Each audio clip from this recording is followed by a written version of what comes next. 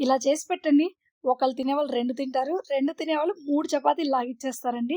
ఒకసారి ట్రై చేయండి ఇలాగా. ముందుగా అయితే గనక పెద్ద సైజు 2 టమాటాలు, ఒక పెద్ద సైజు ఉల్లిగడ్డ, ఒక 5, 6 జీడిపప్పులు, ఒక బంగాళదుంప కావాలి.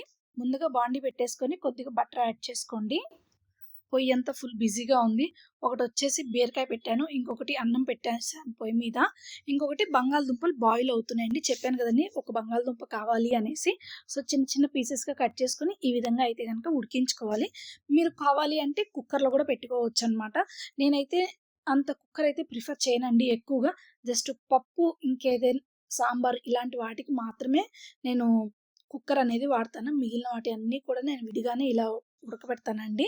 సో, ఈ కొద్దిగా బటర్ కరిగిన తర్వాత కట్ చేసి పెట్టుకున్న ఉల్లిగడ్డలు, టమాటాలు అలాగే జీడిపప్పు కూడా యాడ్ చేసుకోవాలి. జీడిపప్పులు ఖచ్చితంగా యాడ్ చేసుకోవాలండి. ఎందుకు అంటే మనం ప్రిపేర్ చేసే గ్రేవీ ఏదైతే ఉంటుందో సాఫ్ట్‌గా రావాలి అంటే ఖచ్చితంగా జీడిపప్పు అనేది యాడ్ చేసుకోవాలి. కొన్ని కర్రీస్‌కొచ్చేసి దీంతో పాటు ఒక హాఫ్ ఇంచ్ క్యారెట్ ముక్క కూడా ఏసుకోవచ్చండి. ఏసుకోవచ్చు కాదు. వేసుకుంటే చాలా సాఫ్ట్‌గా వస్తుంది గ్రేవీ అనేది. దానికోసం అనేసి వేసుకోవాలి. ఇక్కడ మనం పొటాటో కర్రీ కాబట్టి చేసేది మళ్ళీ క్యారెట్ యాడ్ చేస్తే కొంచెం మరీ స్వీట్‌గా ఉంటదేమో అనేసి నేను ఇక్కడ క్యారెట్ అనేది యాడ్ చేసుకోలేదండి. మనం రెగ్యులర్‌గా ఇంకా వేరే కర్రీస్ కూడా చేసుకుంటూ ఉంటాం గదా! పన్నీర్ కర్రీ కానియ్యండి, లేదా దాల్ మఖని కానియ్యండి, వెజిటబుల్ కడాయి కానియ్యండి, ఇంకా ఇలా చపాతీలోకి ఏవైతే డిఫరెంట్ కర్రీస్ మనం ఏవైతే చేసుకుంటామో గ్రేవీ చేసేవి, ప్రతి దాంట్లో ఒక చిన్న క్యారెట్ ముక్క వేయండి. గ్రేవీ యాజ్ ఇట్ ఈస్‌గా మనకి హోటల్ స్టైల్‌లో అయితే వచ్చేసిద్దండి. చాలా సాఫ్ట్‌గా ఉంటుంది. బావుంటుంది. ఇప్పుడొచ్చేసి మీకు చపాతీ మనకి సాయంత్రం వరకు కూడా మెత్తగా ఉండాలి అంటే ఎలా అనేది నేను ఈరోజు మీకు చపాతీ అయితే కలిపి చూపిస్తున్నాను.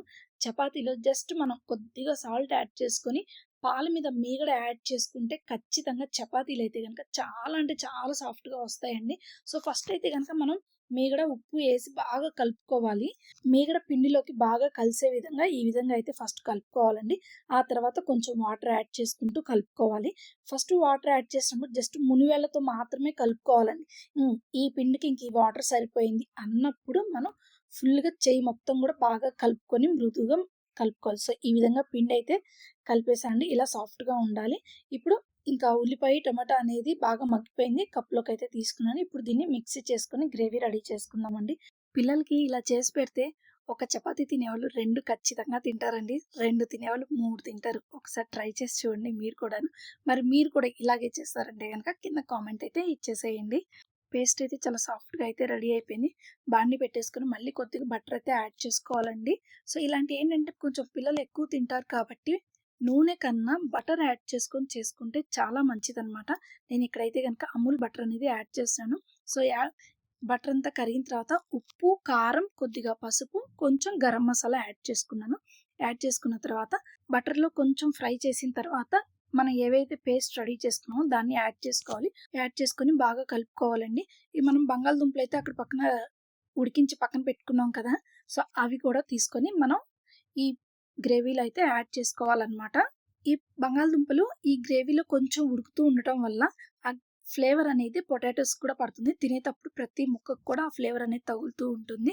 కొద్దిగా కసూరి మేతి యాడ్ చేసుకోవాలండి. కసూరి మేతి ఆల్మోస్ట్ ఉంటే ఖచ్చితంగా వేసుకోండి. వేసుకోవడానికి ట్రై చేయండి.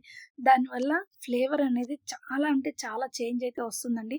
మనకి ఆ కసూరి మేతి వేయటం వల్ల మనకి హోటల్ స్టైల్ టేస్ట్ అయితే వచ్చేస్తుందనమాట. ఒక్కసారి ట్రై చేసి చూడండి. సో, ఇంక అంతేనండి. బాగా ఒక 5, 10 మినిట్స్ ఉడికించిన తర్వాత మనకి ఆయిల్ అనేది రిలీజ్ అవుతుందండి. బబుల్స్‌గా అప్పటి వరకు ఉడికించుకోవాలి. మనం మధ్య మధ్యలో తిప్పుతూ కూడా ఉండాలండి. లేదు అంటే అడుగంటుతుందనమాట. మనం స్టీల్ బాండీ పెట్టుకున్నాం కాబట్టి కొంచెం అడుగంటుతూ ఉంటుంది. అప్పుడప్పుడు ఒక 2 మినిట్స్‌కి మధ్య మధ్యలో తీసి కొంచెం తిప్పుతూ ఉండాలి. సో, ఇంకా అన్ని సార్లు తిప్పుతూ ఉండేదనేదైతే గనక నేను క్లిప్ అయితే తీయలేదండి. ఇంకా ఫైనల్‌గా అయితే గనక ఉడికిపోయిందండి. చూడండి బబుల్స్ ఇలా వచ్చేసాయి కదా! అలా వచ్చినప్పుడు ఈ స్టేజ్‌లో మనం స్టవ్ ఆఫ్ చేసుకుంటే సరిపోతుంది. ఫైనల్‌గా ఉప్పు, కారం ఒక్కసారి టేస్ట్ చేసి చెక్ చేసుకొని కావాలి అంటే ఒకసారి యాడ్ చేసుకోండి. ఇంకంతేనండి. ఆలు కర్రీ అయితే రెడీ అయిపోయింది. టేస్ట్ అయితే అద్దిరిపోయిందండి. కావాలి అంటే గనక మీరు కూడా ఒకసారి ట్రై చేసి ఎలా ఉంది అనేది కామెంట్ సెక్షన్‌లో కామెంట్ చేసేయండి. ఇంకా చపాతీ చేసుకుందాం వచ్చేసేయండి. ఇందాక మనం పిండి కలిపి పెట్టుకున్నాం కదా! సో, అదైతే గనక నేను చపాతీ చేసేస్తున్నాను. సో, ముందుగా అయితే గనక వేసుకొని పైన వైట్‌గా కొంచెం లిటిల్ బబుల్స్ స్టార్ట్ అవుతాయన్నమాట. అప్పుడు మనం చపాతీని రివర్స్ చేసుకోవాలి. ఇప్పుడు మీరు చూస్తుంటే గనక చిన్న బబుల్స్ అయితే రావటం అయితే స్టార్ట్ అవుతున్నాయి. చూస్తున్నారు కదా! సో, అలా వచ్చిన తర్వాత చపాతీ రివర్స్ అయితే వేసుకోవాలి. చపాతీలు కాల్చేటప్పుడు ఎప్పుడైనా సరే మనం సిమ్‌లో పెట్టాము అంటే చపాతీ అనేది గట్టిగా వస్తుందండి. కొంచెం మీడియం ఫ్లేమ్‌లో పెట్టుకొని కాల్చుకుంటే గనక చాలా సాఫ్ట్‌గా కూడా వస్తాయి. అటు ఇటు 2 సైడ్స్ ఆయిల్ ఏసుకుంటూ మనం చపాతీని టాస్ చేసుకుంటూ ఉండాలి. ఆయిల్ లేకుండా చేసుకోవాలంటే కూడా చేసేసుకోవచ్చండి. ఇంతే చపాతీలైతే గనుక చాలా అంటే చాలా సాఫ్ట్‌గా వస్తాయండి. మరి మీలో ఎంతమంది ఇలా పిండి కలిపేటప్పుడు పాల మీద మీగడ ఏస్తారు అనేది కూడా కింద కామెంట్ సెక్షన్‌లో కామెంట్ చేసేయండి. సింపుల్ అండ్ టేస్టీ ఆలు కర్రీ విత్ చపాతీ అయితే రెడీ అయిపోయిందండి. ఈ వీడియో గనుక మీకు నచ్చితే గనుక ఒక లైక్ అయితే ఇచ్చేసేయండి. It's requesting time. Please like, share and subscribe to our channel. Thank you friends. Take care guys. Bye.